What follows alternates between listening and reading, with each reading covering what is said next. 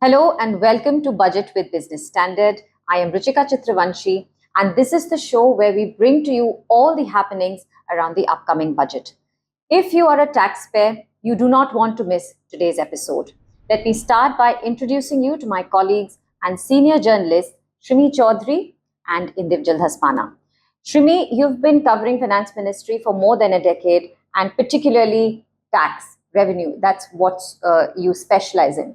So let me ask you a question that's on minds of a lot of people, that will there be some relief for the middle income people, the middle class in this budget? Yeah, so what we're hearing from our North Block sources is that they're working on two options. But before talking about that, I want to give you a bit of background about it, that the new tax regime which they introduced in Budget 2020 hasn't taken off the way they wanted it. So what they did in the last budget, which is Budget 2023, that they introduced two options to make it more lucrative, more attractive. One, they actually introduced standard deduction 50,000, and second, they also introduced 87A rebate, which is more to focus on those who are in the lower income bracket. So 87 rebate is mainly deal with whose income is up to, for example, 7 lakh. They don't need to actually pay any tax on that. That's what the 87A rebate is all about. Standard deduction, as the name suggests, it's by default the 50,000 get deducted on your taxable income, and that will reduce your overall tax liability. Now, even then, there is some indication that the takers are not that much. The shift has not happening from the old regime to new regime. Of course, people mindset is still stick to the old regime because it offers you a lot of exemptions and deduction. In new regime, they wanted to phase out all the deduction and exemption, and that's what they want to sort of tweak that and to make it lucrative, so that this time people would see that and shift to the new regime. So what is happening there is, what we are hearing from our sources in the revenue department, they are telling us that, see, we are working on two options. One is, of course, straightforward, let's rationalize the rates. Okay, especially in the bracket of 15 to 20 lakhs, which if you have an income of 15 lakhs and above, the state 30% tax you have to pay. So what they are considering is that 15 lakh slab to 17 lakhs.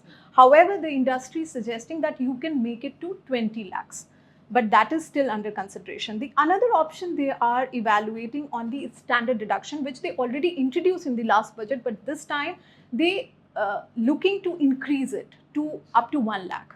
But we are getting sense that the deliberation are still on, nothing has been finalized, and these calls, especially the taxation related calls, they usually take 3 to 4 days before the budget.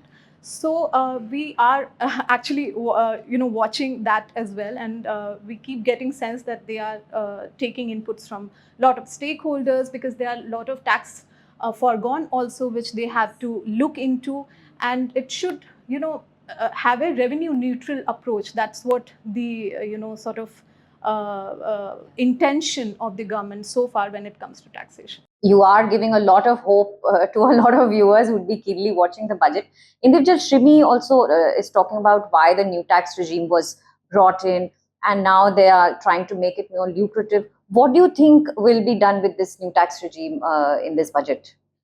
A new tax regime is a kind of direct taxes code in a new avatar, where you get lower rate of taxes, but you don't get exemptions such as given in housing loans under the old tax regime. So those who have taken those loans and are paying EMI may not find it lucrative to shift to new tax regime. Uh, so generally, those who have not taken those loans, those are those young people, new workforce, they are likely to join new tax regime. Uh, uh, but I think that the government should also focus on giving tax rebates up to 8 lakh, because in economically backward reservation, the limit is rupees 8 lakh, to make it in sync with that limit. Because if you are earning up to 8 lakh, you are economically backward people and you get reservation. Currently, 7 lakh is the rebate and 50,000 is the standard deduction. So they should increase it by at least 50,000 to make it lucrative to join to new tax regime. Ruchika, just adding a Yes. point to it that we've been talking to tax experts also, and they keep representing finance ministry during the budget making exercise, and it's still going on. So somewhere they have this issue with the number of tax slabs, compared to the old regime. Too many tax slabs. People get confused. Why to confuse people? You keep it like 4 to 5 slabs maybe, or even like GST, you can copy from GST. Yeah, 3 slab they are working on, and people see tax compliance. If you expect people to compliant by your all regime and taxation, you have to make the rule as simple as possible. So it has to be simplified. Yeah, absolutely. And too many slabs, lead to lot of permutation and combination, and they try to find out loophole in that particular regime. So we hearing from a lot of tax experts that they should first simplify it, because you're telling people that, see, this is very attractive scheme, and you should young people, as Indip sir pointed it out, that this particular regime is focused on the young generation and the new workforce. It should be in a way that they should see, okay, we don't have home loans, fine, we don't have any EMIs to play, or we don't get into life insurance at this point of time, so no medical as such. So let's make it like you and I sit and file it without any consultation or Or a any chartered accountant. assistance with Yeah. chartered accountant. So Okay, there goes their business, Shimi. yeah. But what are you hearing on capital gains tax? Lots of reports coming in. What are your sources telling you? So, of course, capital gains is one of the regime which is very complex in nature, and it's not an easy thing for the government to do, because I remember when I was interviewing, Tarun Bajaj, former Revenue Secretary, he said that, see, you have to align with. So the problem with the capital gains tax regime is that there are too many holding periods, and there are a lot of sectors they cover. So different holding period, different tax rates, how to align them, right? So it's a great challenge for the government also to sort of make it in a way to, one, of course, simplify it, and also it should align with all the asset class, should be aligned in a way. So to capital gains tax regime, there are a lot of consultation required. Now, they have been working on it, but still they are not reached to the level where the entire groundwork is done. They have to do more consultation, more deliberation with all kind of stakeholders. So it is involved in a long process, It is and a it long cannot be process. done in a hurry. Yeah. So this budget, And they will not do it in a haste, because they know the implication, because it impact lot of your asset class, especially equities.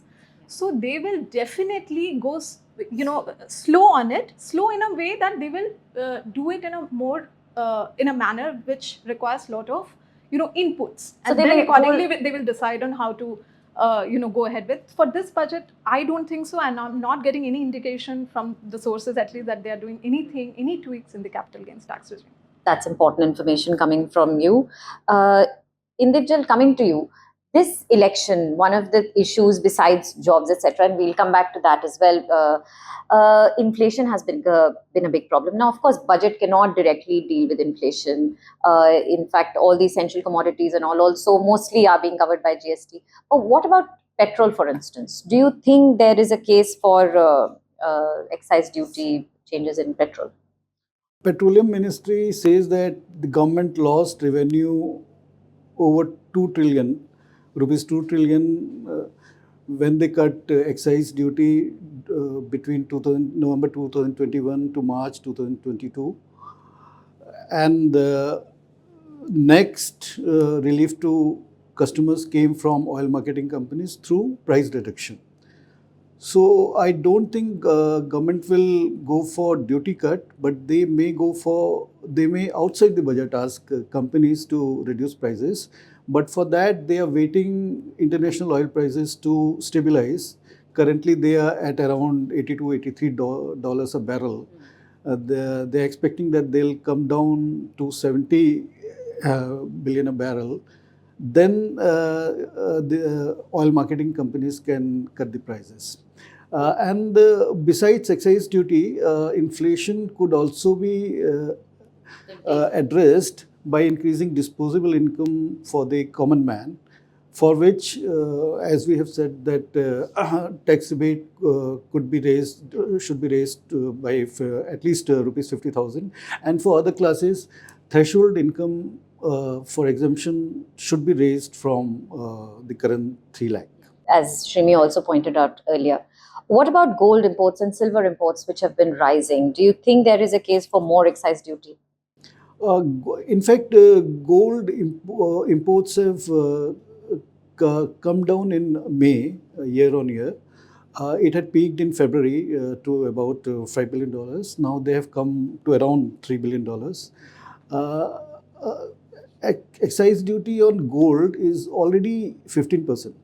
With GST, it comes to over 18%. If we increase it more than that, there is a danger of black marketing or smuggled imports in gold. So if gold increases, gold import increases, they have to find other ways to control it. And so far as silver is concerned, silver also excise duty is 15%, hiked earlier this year.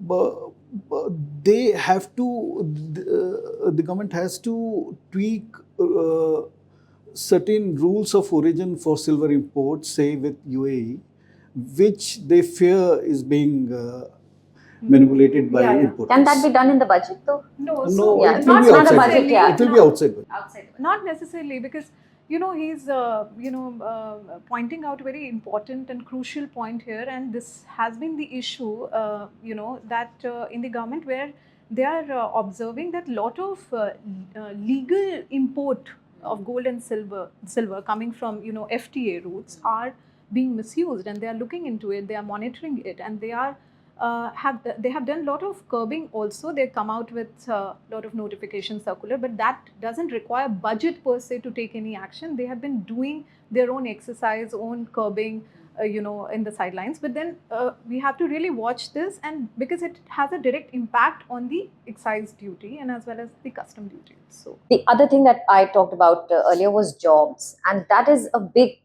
issue for this government. It has in many places cost them election as well. Manufacturing sector is a big job generator. What are the kind of tax exemptions or tax wise, what can be done in this budget? So, as the government progressing in the budget making exercise, lot of focus we've been hearing on the Make in India program. So, of course, they are going to expand that PLI scheme to labor intensive sectors. So that one thing we need to see, that which all sectors they are going to include, how they are going to expand PLI scheme. Other than that, we are also getting sense on the concessional tax rates of 15% for manufacturing setup for corporates, of course. So as we all know that they introduced this particular scheme in 2022, and they have given that window until March 2023. Last year they extended it for one more year, and we are hearing now that they may extend it further, either 1 year or 2 year. That is not clear yet, but they are evaluating that whether we could extend it further. So that one thing will give some sort of give 15% manufacturing, you can get tax rebate on that. So that is what we are hearing on that front. Yes. So it does look like that there could be some tax relief, and the budget in some way, indirectly, not directly, will be addressing these issues of inflation as well as job creation. Well, that's all we have for you in today's episode. Thank you so much, Shrimi and Nirjal, for all those great insights. Hope you enjoyed. Thank you for watching.